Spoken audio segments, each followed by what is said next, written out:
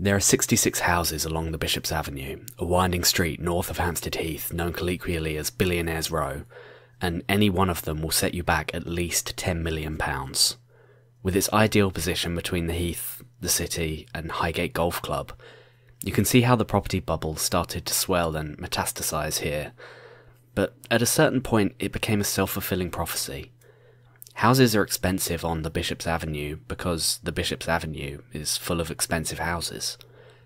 And yet, most estimates show that fully 3/4 of these houses are completely empty at any time, with around 20 being fully derelict and unfit for human habitation.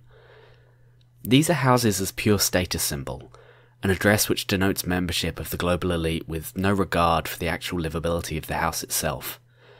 The owners of these huge, rotting Dorian Greys are elsewhere, hiding behind layers of tax havens and shell corporations so as to avoid even paying council tax, the map of their money having long since overtaken the terrain, which rots and withers away beneath the weight of it. These houses have been used plenty in the meantime, though.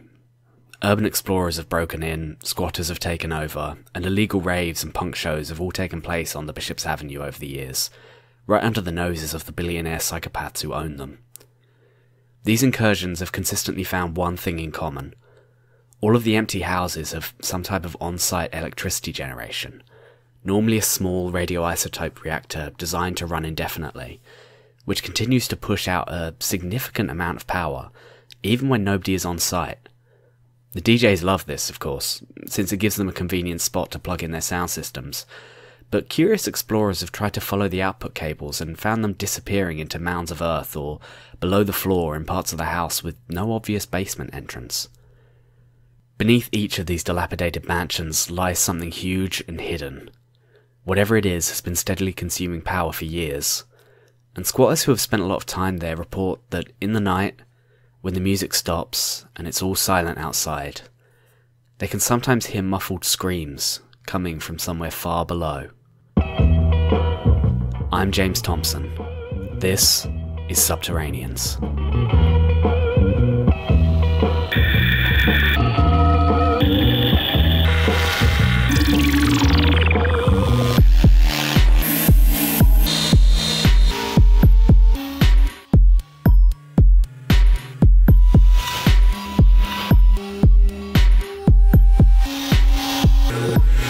They say that money talks and wealth whispers, but if you've ever been unfortunate enough to sit near a group of the super wealthy in a restaurant, you know that true wealth, the billionaire oil magnates, the finance CEOs, the PR company jackals, doesn't even have an internal noise meter. They whinny and scream like feral hogs, ordering the most expensive liquor on the menu before throwing it down their throats and drunk driving their Maseratis back to Kensington or Finchley. It's not the bad manners I object to, really. It's not like a polite billionaire is any better, but Christ, do they ever make it easy to detest them. The type of wealth which owns property in the Bishop's Avenue is exactly this type of over-the-top gauche. There are all sorts of architectural styles visible from the road, but most of it falls into a sort of country house / plantation chic, with tall white columns framing most of the doors and an ugly symmetry in balconies and bay windows. After all, if you've got £25 million to buy a mansion that will sit empty for 99% of the time, you've probably got another £25 million to knock it down and rebuild it to your exact lack of taste. And hell, if you've got £25 million to build yourself the perfect monstrosity, you've probably got £30 million lying around to invest in all the accoutrements of modern luxury living. And that means getting a super basement installed beneath it. Super basements first emerged in the wealthy London suburbs of Knightsbridge and Kensington, another billionaire enclave where a Victorian corner terrace within walking distance of Harrods and Hyde Park can easily set you back £30 million. Unlike the leafy streets around the Bishop's Avenue, this part of the city is heavily built up and therefore subject to strict planning consents, which prevent you from simply knocking down your house and building a new one. You're not allowed, in most cases, to modify the visible structure of the building so as to preserve the historic character of the neighbourhood, which is, in fairness, mostly code for the property values of your neighbours. This means that those who want free rein to expand on their space have only one direction to go: down. Beneath most of these billionaire plots, which are already 5 or 6 stories high, you can normally find 5 or 6 further stories of basement space, including swimming pools, display garages for luxury sports cars, home cinemas, industrial kitchens, health spas, and, invariably, servants' quarters. They will usually extend beyond the footprint of the house itself and beneath the garden in the back, with tactical use of skylights and mirrors to funnel sunshine several floors beneath the earth. Specialist architectural firms have been leveraging this trend since the 70s. After all, a well-constructed basement could easily double or even triple the floor space of a property, which is already worth 8 figures on the open market. Luxury design combined with the unique technical challenges of building beneath an existing structure will cost a budding socialite millions of pounds, but who could say no to a spa day without having to leave the house? Incidentally, Kensington is also home to Grenfell Tower, the 24-storey residential block which caught fire due to government cuts and institutional neglect in 2017. A significant contributor to the fire was the installation of decorative cladding on the outside as part of a 2012 renovation, so as to make it more visually appealing for the wealthy local community to look at. This cladding caught fire at high speed and spread straight up the outside of the building, filling the flats with smoke before firefighters could get in. It would have cost £5,000 extra to ensure the cladding was fireproofed. 72 people were killed, largely from migrant and low-income communities, and the smoke was visible all over London. This is a horror podcast, but some horrors need no embellishment.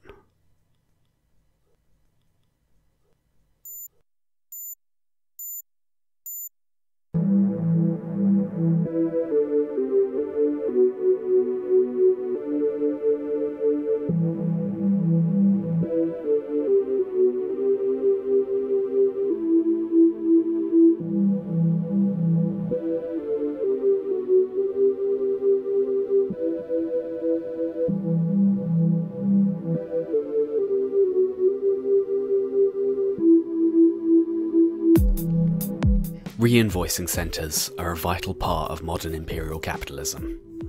If you want to import £1 million worth of goods, but you don't want to pay taxes at each end, you're probably looking for a reinvoicing centre. Essentially, it's a shipyard in a convenient tax haven, through which you move products and materials from the global south, destined for the global north, stopping just long enough to change the declared value on the packages. Doing it this way allows a corporation to declare the value very low as it leaves the country, avoiding export and purchase taxes, but then set the price very high as you sell it internally within the company, making your profit appear much lower than it really is for the purpose of corporate taxes. This can work a couple of different ways, of course, but fundamentally, these reinvoicing centres are the beating heart of tax avoidance for global corporations. They're also completely legal, according to most tax codes. After all, those tax codes were normally written and implemented by politicians who get most of their money from global capital. Wherever you find a reinvoicing centre, you'll also find dozens of ghost businesses, shell companies designed to help facilitate the daisy chaining of tax responsibility and to hide the real people who profit from it. Again, all completely legal.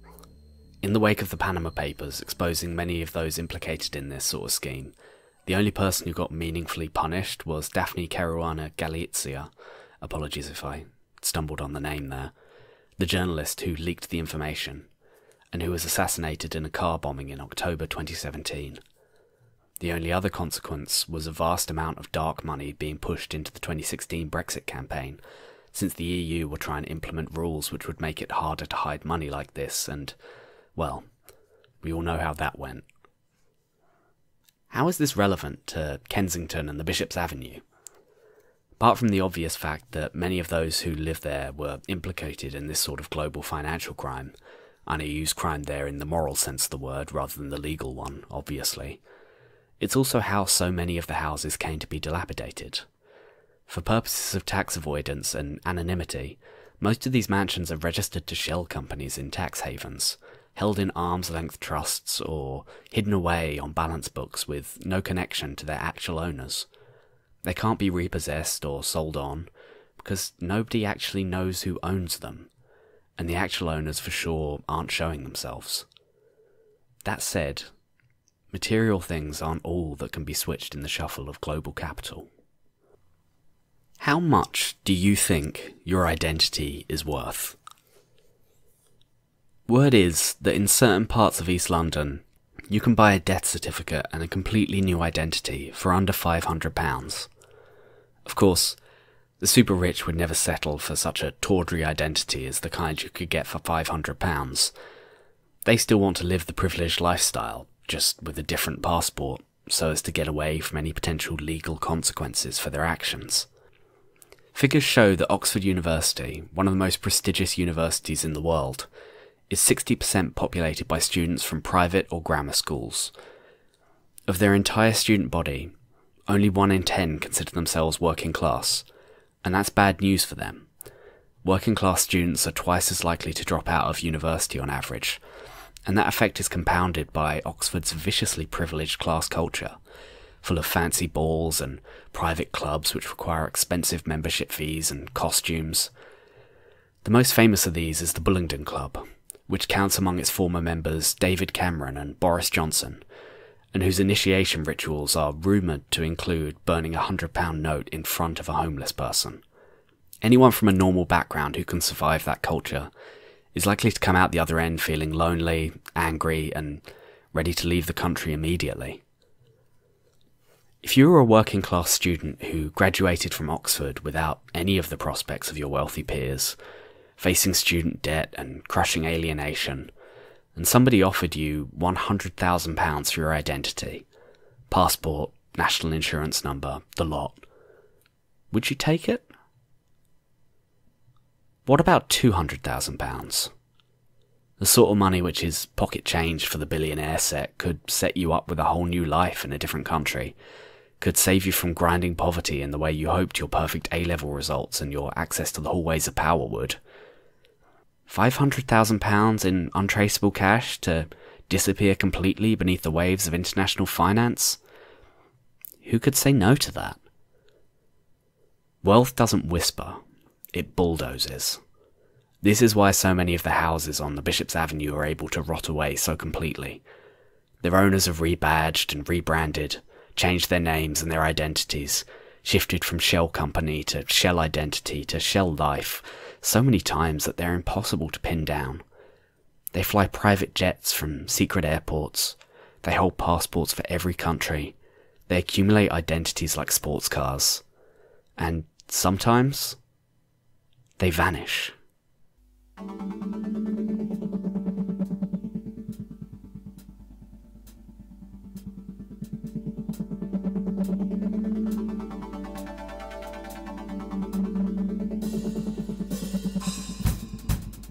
The idea of populating a distant planet is a consistent fantasy of the super rich, especially as Earth drastically changes due to human-led climate change. Rather than sacrifice a tiny percentage of their obscene wealth to help achieve a more equitable system that won't boil us all alive, they dream of far-flung planets to repopulate, to start over, to go galt and abandon all obligation to their fellow man. Frustratingly, it might even happen within our lifetime. We could fly that far with present-day technology, and we could probably survive upon arrival, technically, albeit at a much lower level of luxury than these vultures are used to. The biggest issue, in reality, is getting there.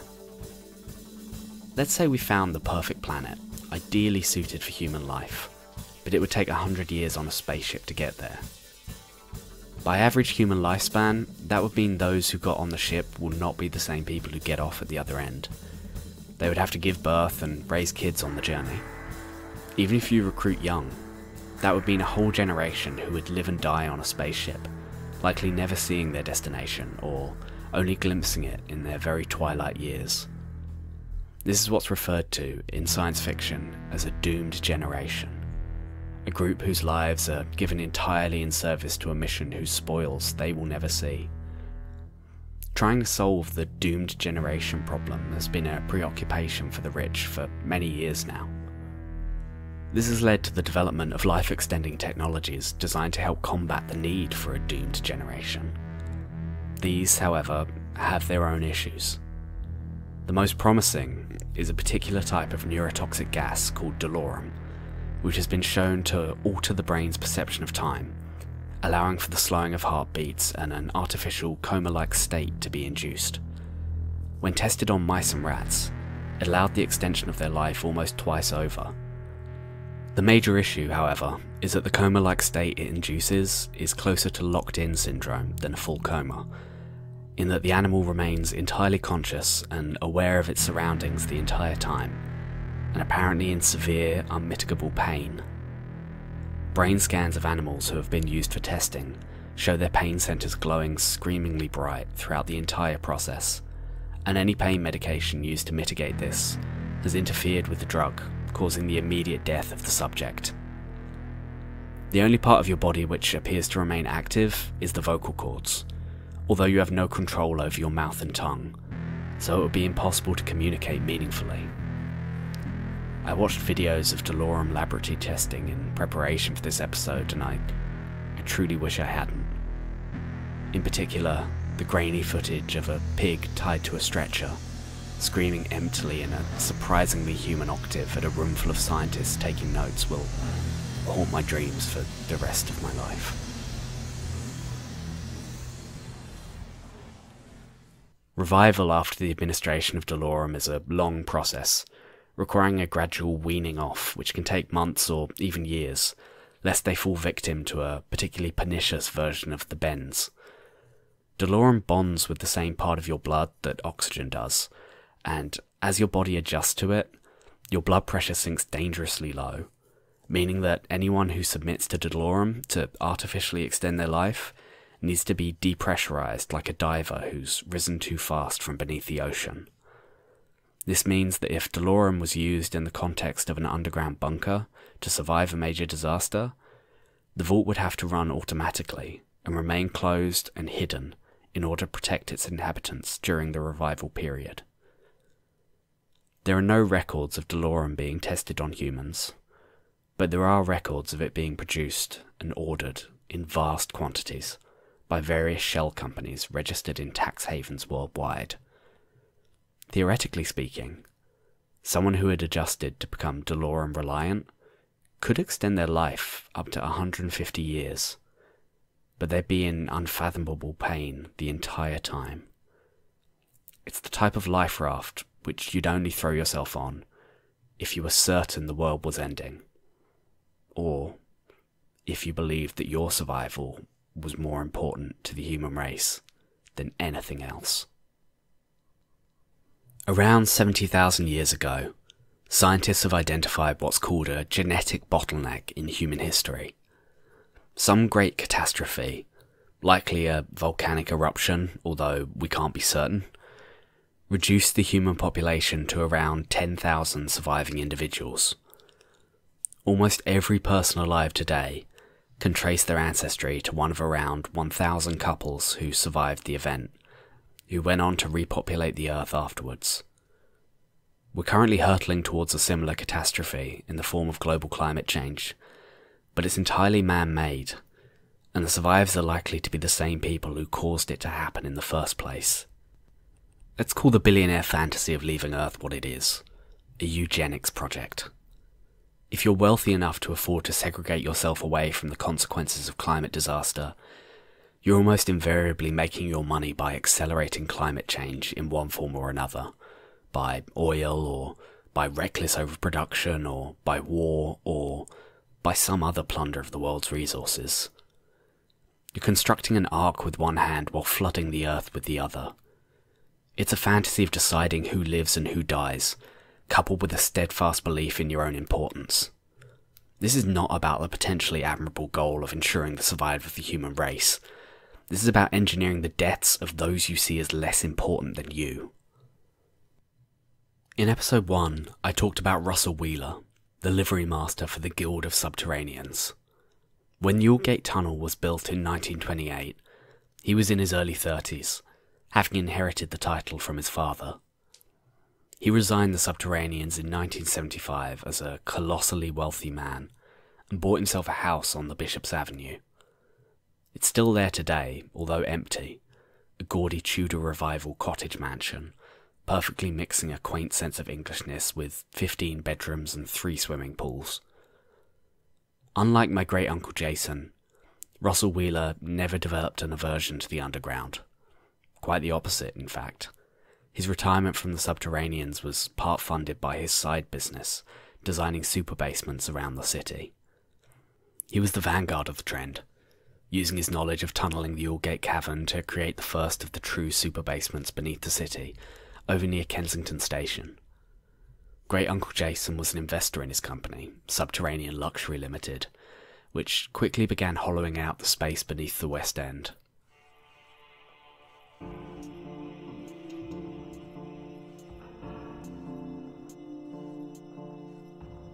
Subterranean Luxury Limited didn't just sell hidden pools and underground garages. In the 70s and 80s, Britain was just as embroiled in the Cold War as any other American puppet state, and with the increase in trade union activity, the wealthy were horrified by the twin prospects of nuclear war and proletarian revolution. Not a lot has changed really, except you can now replace nuclear war with climate change and proletarian revolution with the Labour Party increasing the marginal tax rate slightly, but I digress. If you look through the planning papers for the Bishop's Avenue for this period, there was a flurry of activity beneath the existing structures. Unlike Kensington and Knightsbridge, there's no pressing need to build downwards in this part of town. Most of the properties have ample surrounding space for extensions and alterations, and yet vast amounts of soil and dirt were being torn out from beneath Hampstead. The plans are vague. Presumably some money changed hands to keep it quiet, but the local papers were paying attention. It was discovered by an intrepid journalist that a rash of luxury survival bunkers had been installed beneath the road, mostly built by Russell Wheeler's company to the exacting specifications of the idle rich. They went to him because he could design a self-sustaining environment which met their desires for luxury living, and which solved some of the problems associated with it. The design of these bunkers is relatively consistent. They're designed to be a one-way survival arc, hermetically sealed and run on recycled air for up to 200 years.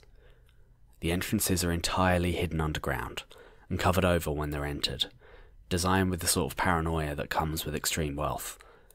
Communication is set to send only, so as to protect their internal systems from cyber intrusion or, more importantly, social engineering.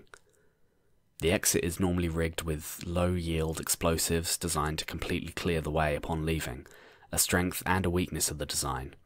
It means that once you're in for good, with no turning back or communication with the outside world until the sensors indicate it's safe to return.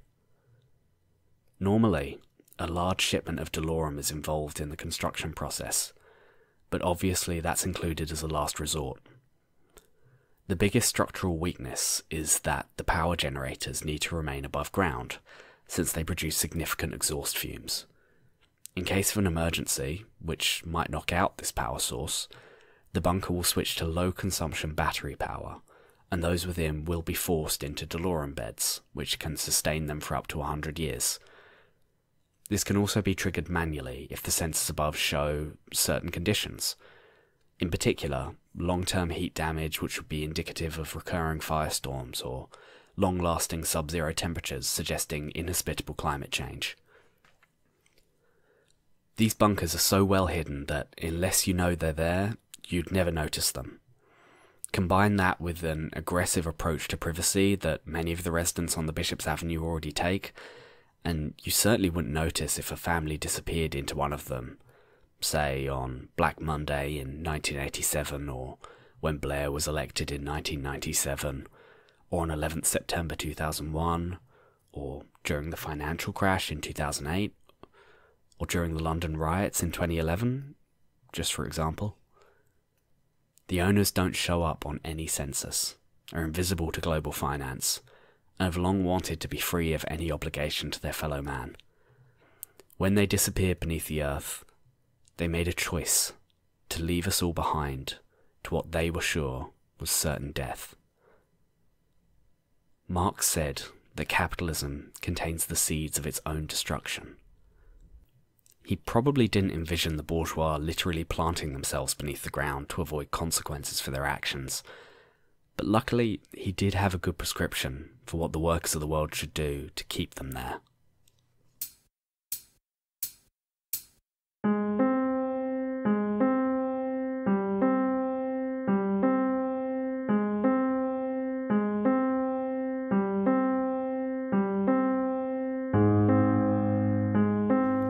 Last week, I broke into 5 houses along the Bishop's Avenue with a friend of mine. She's been squatting for years, and she knows her way around these places, even as government regulation tightens the noose on the unhoused. She showed me how to get around the increasingly hostile architecture which protects the properties. Security fencing, the anti-climb paint, the trip lines and the motion-activated floodlights, all designed to stop anyone from trying to live in these rotten, empty mansions. Together, we went from house to house, looking for the generators which power the vast, underground survival shelters of the Billionaires. We followed the lines from there to the sensor array on the roof, where she hoisted me up to take a look at the rig she'd prepared. It's simple, low-tech, well hidden enough to avoid detection by the security teams. Around the temperature sensor was wrapped a heating blanket, powered by a little solar panel rig, designed to heat it to around 27 degrees Celsius in all seasons. Hot, but not unsurvivable. Next to it, there was a small Arduino board, plugged into where the wind sensor used to be. She explained to me that this would be broadcasting a simple Morse code SOS signal into the bunker, a straightforward analog message asking for help from those within. She visits all these houses once every few months to ensure it's all still working as planned. We could just cut the power, of course, but that seems a little draconian.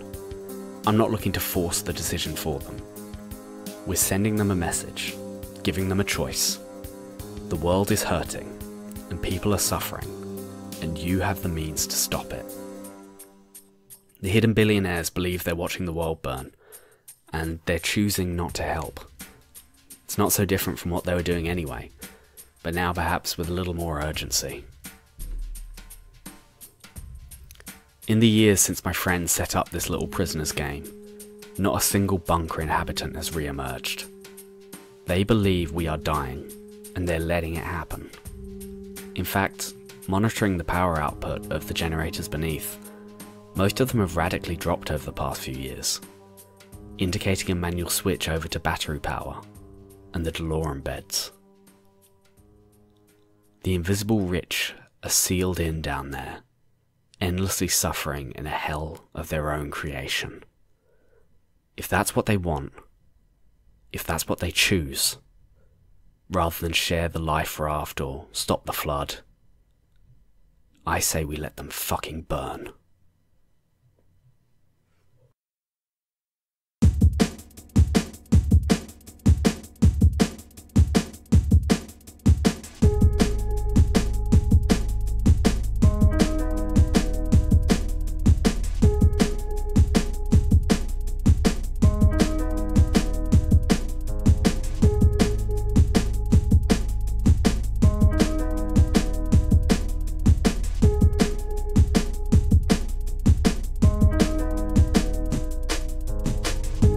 In the next episode of Subterraneans, I return to the Aldgate Cavern to try and connect it to the rest of the hidden city.